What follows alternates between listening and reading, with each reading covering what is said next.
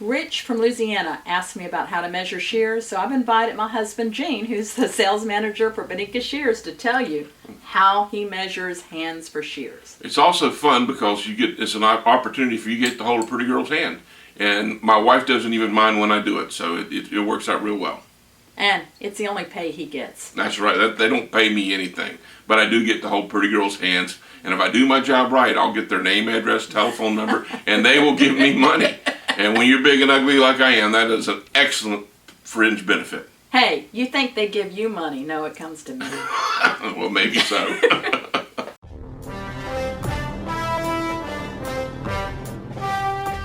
The first thing I do is I ask the stylist, have you ever had your hands measured for shears?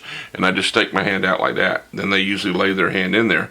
Then I take a shear, place it in the palm of their hand, put it on their middle finger, and you want it in this top digit right here. Now, as you see, this is too long for her. That's a 6-inch shear.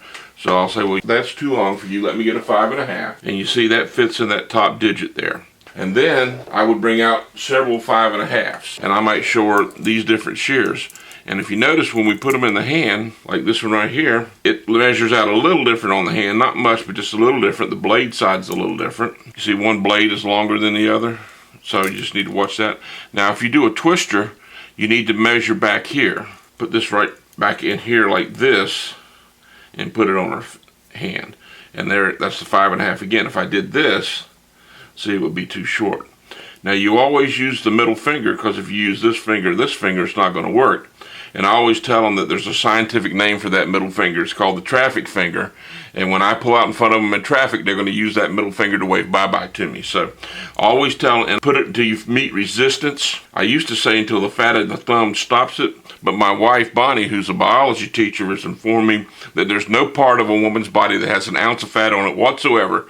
So you have to say you push it down till it meets resistance instead of till the fat in your finger stops it. So these are just some suggestions. And after you measure their hand, lay out several choices for them to choose from, and then they see which one feels most comfortable in their hand. Because different shears have different lengths of blades, and it's going to feel different in their hand. It needs to be balanced in their hand. It needs to feel good for them. And you always want to give people a choice if you can, because it makes them easier to make a decision sometimes.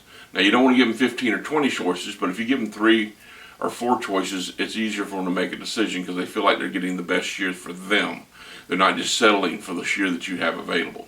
So it's always nice to have a wide variety of shears, offsets, twisters with different types of finger rest, and because different things appeal to different people. You want to make sure you have what they need. So this is how a shear is measured. So this is a 5.5. The tip is right here at 0, and at 5.5, I'm right here.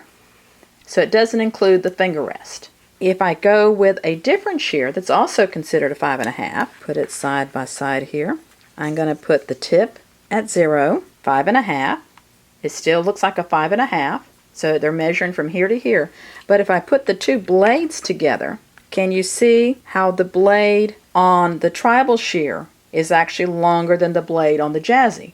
So a person that might feel like this shear is the right length for them may feel like this shear is too long.